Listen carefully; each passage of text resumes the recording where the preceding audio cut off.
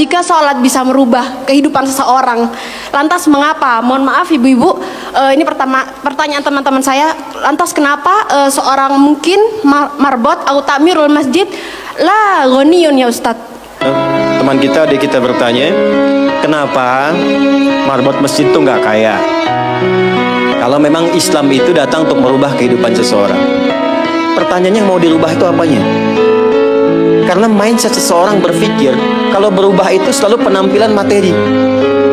Sedangkan Islam itu datang bukan untuk merubah materi, tapi mempercepat dan memberikan keberkahan pada tujuan berkehidupan. Perhatikan baik-baik, ada 4 pilihan dalam berkehidupan. Silahkan gunakan.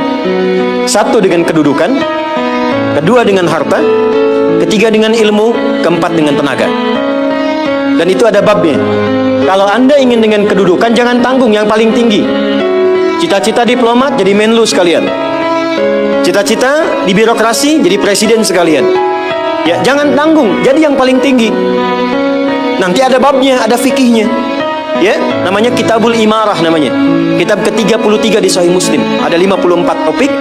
Topik ke-33-nya adalah tentang tata kelola negara.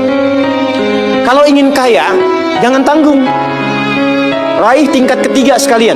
Tingkat pertama tuh kaya, kedua kaya banget, ketiga kebangetan kayanya. Dan semua sahabat dapat level itu.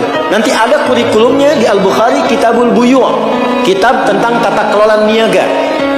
Tidak pernah ada sahabat Nabi, kemudian tabi'in dan generasi setelah itu yang mengamalkan bisnis dengan metode itu.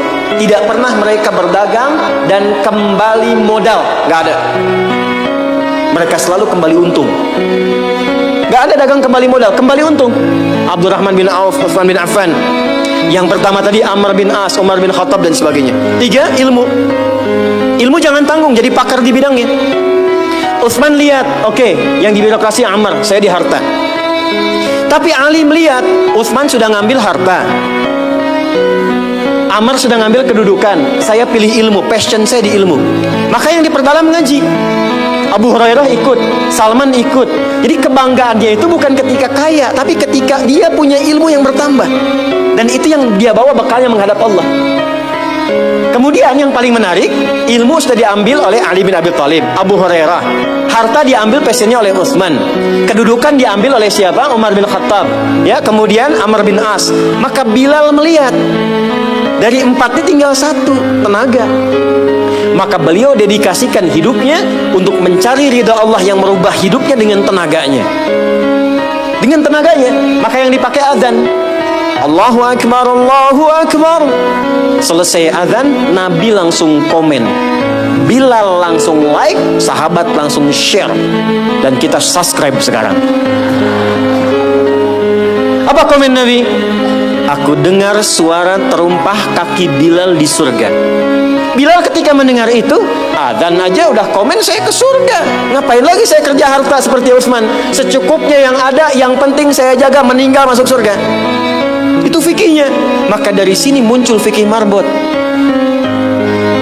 Jadi kalau Anda ingin jadi marbot untuk mencari dunia, Anda salah tempat. Anda harusnya datang ke Hijab Fest, lihat orang jualan, pelajari itu, besoknya jualan jilbab. Kalau Anda ingin menjadi seorang ilmuwan, salah kalau jadi marbot. Belajar, datangi pengajian, pelajari dengan baik. Saya Bu gini-gini juga, saya senang riset, senang belajar. Kalau saya sedang kosong, artinya tidak mengajar, saya ajak keluarga ke toko buku. Saya sampai sekarang masih belajar fisika Bu. Kimia saya belajar. Saya masih ngitung proton, elektron ini kemana, ini senyawa, ini unsur, ini apa. Ya, besi misalnya rumusnya verum, F besar, E kecil. Atomnya itu nomornya 26, ada isotop 55, 56, 57, 59. Yang paling stabil itu isotop 57. Surah 57 ayat 25 sampai 26, surah besi kan. Itu. Saya sampai riset.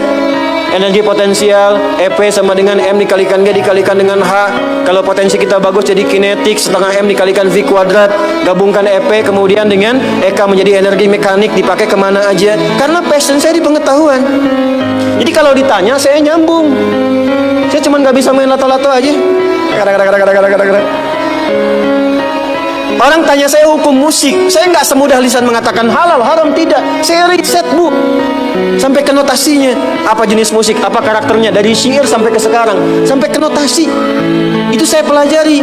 CDF, GABC, GFIS, DFIS, GDFIS, GABCIS, DABCIS, DFIS, GIS A, FIS, GIS A, BCIS, DIS E, BCIS, DIS F, FIS, GIS AIS B, FIS, GIS AIS B, CIS, DIS AIS FIS, DIS AIS FIS, GIS AIS BIS, CIS. Apakah saya bisa main musik? Tidak. Saya nggak terlalu suka. Main piano nggak bisa, gitar nggak bisa, karena gelombang kami di Quran beda. Tapi untuk memberikan hukum saya riset. Saya tahu ini lagunya fulan, fulana. Kita bisa berikan hukum. Ya. Kalau kita tahu passion kita, bisa milih, pertahankan untuk pulang, jadikan itu sebagai istiqomah jalan pulang kita.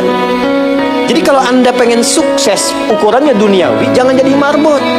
Nanti kotak infak hilang semua. Marbot itu pilihan, fikih sanadnya ke Bilal. Saya punya murid-murid yang belajar khusus tingkatan S1 sampai S3.